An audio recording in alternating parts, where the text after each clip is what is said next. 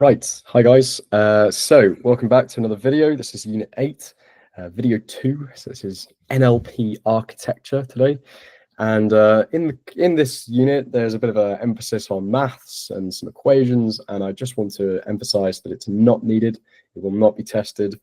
And I want to just introduce you to the terms in quite a light-hearted way, and fairly nice and easy way to do it. I thought it would be really handy, and it's actually a lot of my notes how I was trying to remember it myself as well. So let's get going.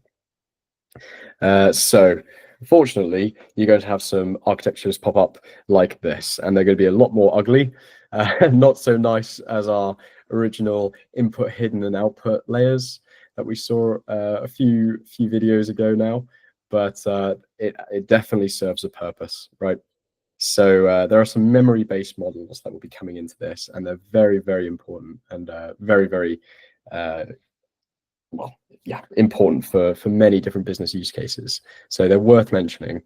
And I want you, as I'm introducing these, I want you to just think the further down we get, the better at memory we get. Okay, that's the big takeaway. If you can remember that, if you can remember these acronyms and remember that RNN is not as good as LSTM and LSTM is not as good as GRU, then you're off to really great starts. And I think you'd be able to answer pretty much all of the exam questions on this just off that. So that's the barrier to passing the exam, I think. But let's delve a bit deeper, okay, just to help that understanding. So RNN, this recurrent neural network, this is an example of the architecture. It's still fairly nice and easy.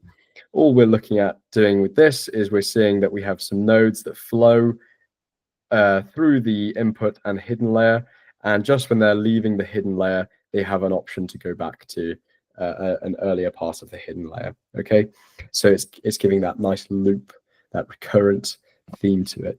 Okay, and that ability enables some short-term memory. Okay, so it's able to handle some sequences. That's the keyword, sequences. But it's not very good at long-term memory. It's just short-term memory. So they can be quite good for sequence-to-sequence models. So that's things such as writing a sentence based on the previous word. So now you're starting to delve into conditional probability. So that's Bayes' theorem coming into this. So if I said to you, I think the example in the course is, he was born in the United States of, and you ask the model to fill in the next word, well, America would have a very high probability because it's looking at the previous words to determine the next word. Okay, so it's got that short-term memory.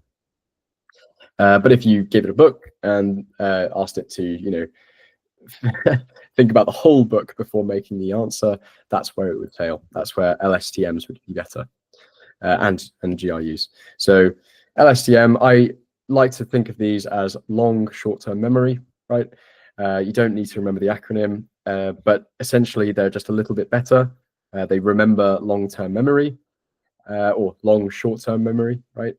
And they have a much more complicated architecture. That's why I haven't included it here. It is not necessary to remember the architecture for the exam, but it is nice to remember that they're good for slightly longer-term memory situations.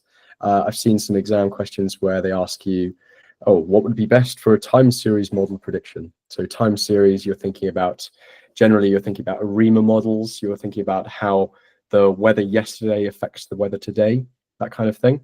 So that's where you might be thinking, okay, we're interested in memorizing or remembering some knowledge about some previous things to answer the future thing.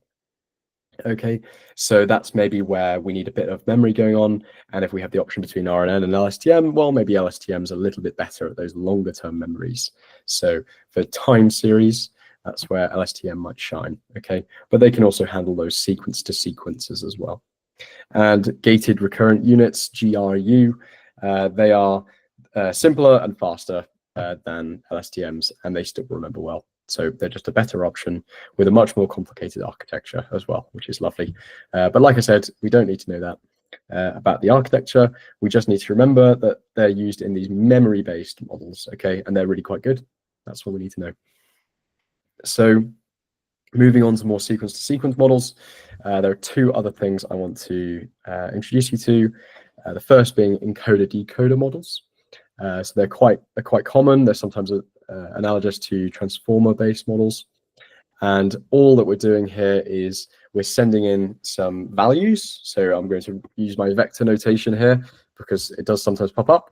So we have a vector and we're passing it into a function, some f, and we're getting out some output, which is f of v. So we might be sending in a whole sentence and asking our model to translate the sentence to French. So we've got a whole sentence in, whole sentence out, the vector in, vector out kind of situation going on there. So we have a meaningful transformation, the whole sequence, okay? And building on that, we have an attention-based mechanism. So attention-based mechanisms are very similar. And the only way they differ is that you're going to be focusing on the most relevant parts of the input for the better results. So, for example, the slight differences in English and French, the pronunciation, or sorry, the translation might demand certain words go first. So instead of saying in English, we'd say the black and white cow. In French, the translation would be the cow black and white. So that's swapping that knowledge of the relevant parts of the vector inputs, the inputs to your function. That is really what separates the encoder-decoder and the attention mechanisms, okay? So you're finally retrieving better results because you're focusing on relevant parts.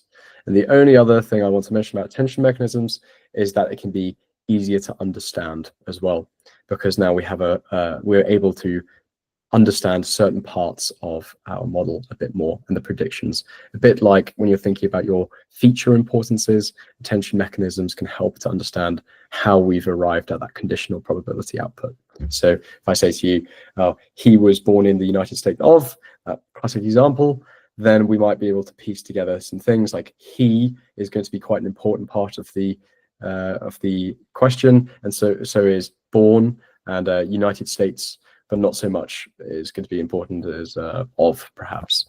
Okay, we're able to pick and choose the most important bits. Okay, and that's it. That's it for today. So I hope that's handy. So we covered different sequence based models such as encoder-decoder, transformations, and also the attention-based mechanisms. And then we've introduced the 3 memory-based architectures that will definitely be around for some questions. And if you can remember that the order of importance is in this form. So recurrent neural networks, you don't even need to remember the acronym, just what it's, sorry, you don't need to remember what it stands for. You just need to remember the acronym, RNN. If you can remember that RNNs are not as good as LSTMs, and if LSTMs are not as good as GRUs, then you're really on your way forward there. Good. Right, I'll see you in the next one.